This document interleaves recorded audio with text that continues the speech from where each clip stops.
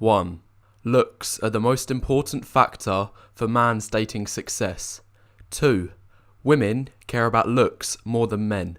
3. This is mainly because women are much more selective in their mate choice. Their dating strategy can be compared to a single-line fisherman trying to catch the highest quality fish. Meanwhile, 4. Most men take whatever they can get. They're like sea trawlers throwing a big net into the ocean, picking up whatever. There's a lot of men out there that will pretty much go with anyone, attractive or unattractive. 5. Looks is becoming even more important for guys now because of the explosion of online dating apps. 6. Looks is also becoming more important because women are exposed to more and more options daily.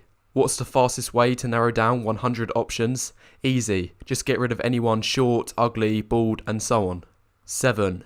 Any man an 8 or above in attractiveness will have the red carpet rolled out for him on online dating apps. 8. In contrast, any man between a 5 and 7 in attractiveness will struggle massively on online dating, getting barely any matches and scarcely getting replies to messages. 9. Any man below a 5 will get 0 matches for life. 10. On online dating apps, 60% of likes go to the top 10% of men. 11. 80% of the matches go to the top 20%. 12. 95% of matches go to the top 50%. Therefore, 13. Just 5% of matches go to the bottom 50% of guys. 14.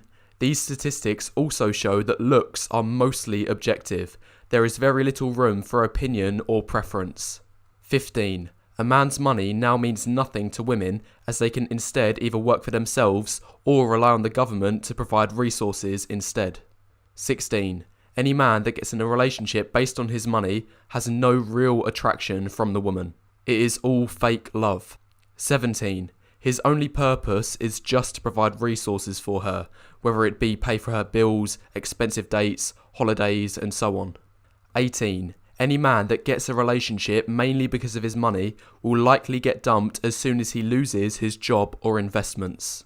19. Relationships based on money will likely end up as dead bedrooms. The man might get intimacy twice a year, on his birthday and on Christmas. 20. Confidence doesn't mean much and only helps if the man in question is already attractive.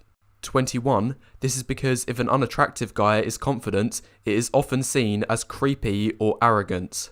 Besides, 22. Confidence is very correlated with looks anyway. Statistically speaking, shorter, more unattractive and overweight people are more likely to get bullied in school, which no surprise is going to have a negative effect on a person's confidence and self-esteem. Meanwhile, 23. Attractive people are more likely to be appraised from teachers, parents, which in turn boosts their confidence. 24. On top of this, generally people tend to adopt a level of confidence based on how they look. 25. For example, how can this short guy look confident to the camera if he's standing next to this man who's way taller than him? 26. How can this man smile with confidence when he has bad teeth? 27. How can this man be confident in his own skin when he has severe facial acne? 28. Status also doesn't matter for these reasons. Because 29. Similar to confidence, status is also largely determined by looks. For example, 30. 58% of CEOs are over 6 foot, despite them only making up 15% of the population. Additionally, 31. Women tend to only care about status when they have reached settling down age. 32. University-aged girls don't care much about a man's BMW if the man driving it is short, old and balding. 33. Women only start caring about your personality after you're above their minimum looks threshold. 34. If you're way above a woman's minimum looks threshold, it gets to the point where you can get away with pretty much anything, and in fact your negative personality traits can be seen as positives. See 35. An attractive man who is shy is perceived as cute. Meanwhile 36. An unattractive man who is shy is seen as antisocial. 37. An attractive man who is awkward is seen as funny or adorable. Meanwhile 38. An unattractive man who is awkward is seen as weird or creepy. 39. when an attractive man makes bad jokes, they will be voluntarily laughed at by women as they want to impress him. Meanwhile, 40, when an unattractive man makes good jokes, they will be shunned as they will be seen as perverted or uncalled for. 41. An attractive man who is intelligent is perceived as smart. Meanwhile, 42. Intelligence on an unattractive man is nerdy or geeky. 43. An attractive man with no friends is seen as a lone wolf. Meanwhile, 44. An unattractive man with no friends is seen as a friendless loser. So, that's the first 44 points. And now I've got almost half of the points out the way. Now is a good time to press the like button and leave any thoughts you have in the comments below, as it helps the YouTube algorithm. Anyway, carrying on with the rest of the points. 45. Things such as grooming or improving your appearance don't amount to much and are overrated. This is because 46. Clothes and haircuts are not tied to your genetics. You can't pass down an expensive haircut to a child. It is an environmental factor. Therefore, women won't care about it. 47. Additionally, these factors often only work when the man is attractive anyway. Nice clothes look good when worn by attractive men, not the other way round. 48. An unattractive man in the exact same clothes will look terrible. 49. Going to the gym only helps if you are at least average in the face, for which it can dramatically improve your appearance. Meanwhile, 50. If you're below average in the face, getting a gym body will unlikely work, as it will be seen as overcompensating. 51. A gym body can look pathetic on a short guy, like he's an aggressive leprechaun. 52. Some men who are even above average in the face and height are still genetically limited due to factors such as a poor frame and bad muscle building genetics.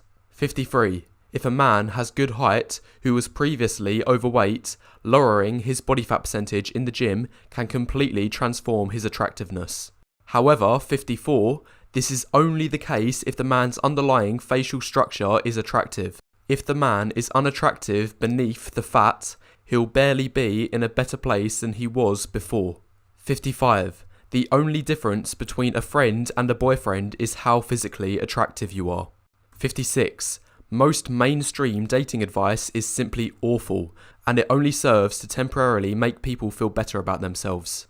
57. For example, phrases such as just be yourself, just put yourself out there, just be presentable and make people laugh are only surface level and don't infiltrate deeper meanings of attraction.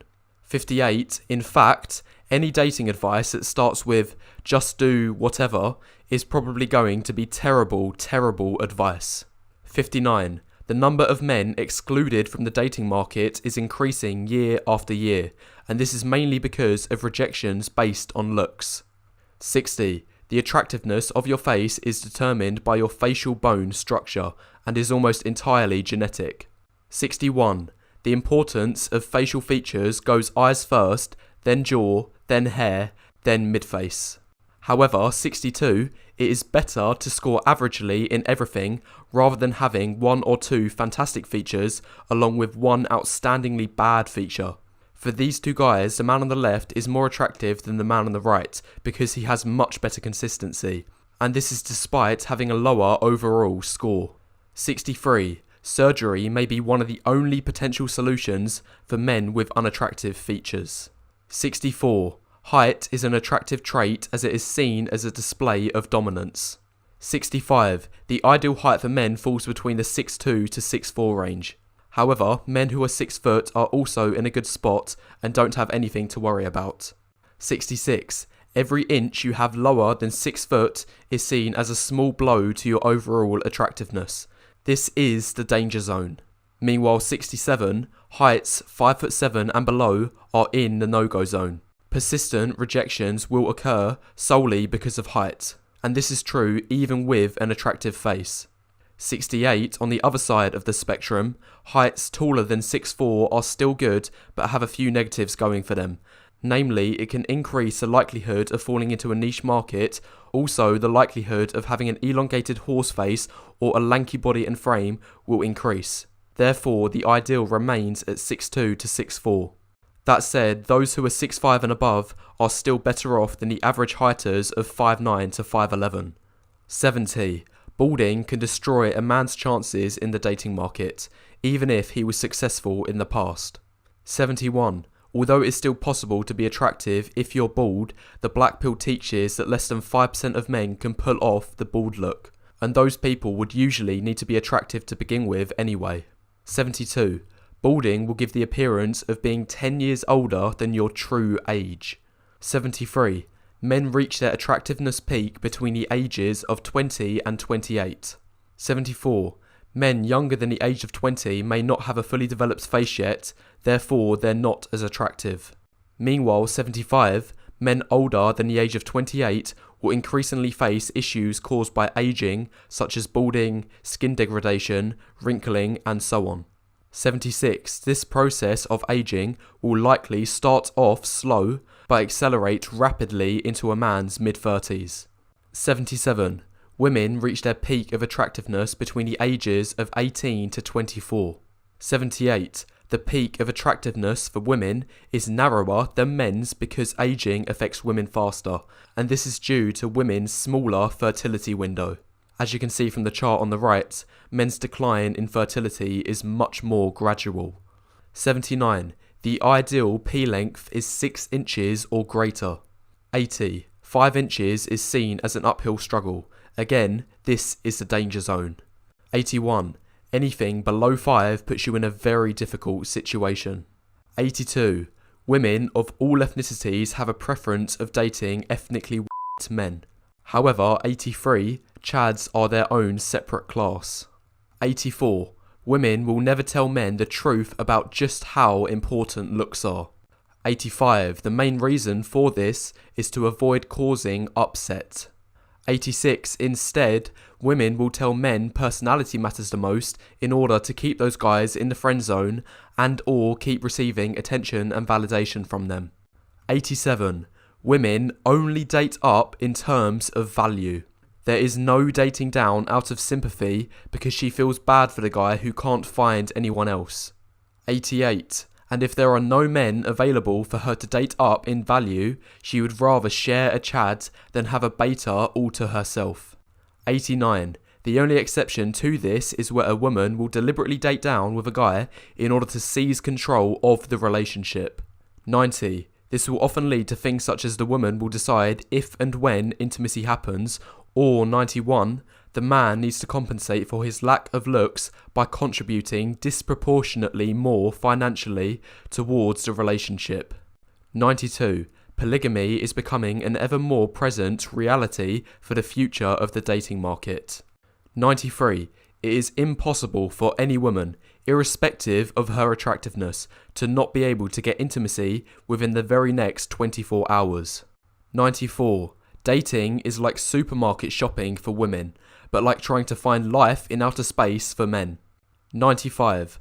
Modern women will spend their teens and 20s rejecting men who don't meet their crazy standards. 96. Then, in their 30s, those same women will plead, "Where are all the good men gone?" 97. Modern women will friend-zone unattractive guys in their 20s who have provider potential, therefore keeping him in orbit. 98. Then, in her 30s, she may try to settle down with the exact same guy so he can provide resources for her. 99. The media encourages men to provide resources and simp over women.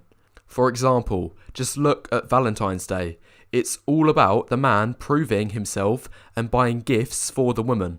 Guys, believe me, I've worked in restaurants over Valentine's, and I'd say 80% of the time, the man has to pay the bill in full. 20% the bill is split, 0% the woman will be the one to pay. Finally, 100. Women see it as an insult if an unattractive man approaches her, as she thinks he is insinuating he is on her level.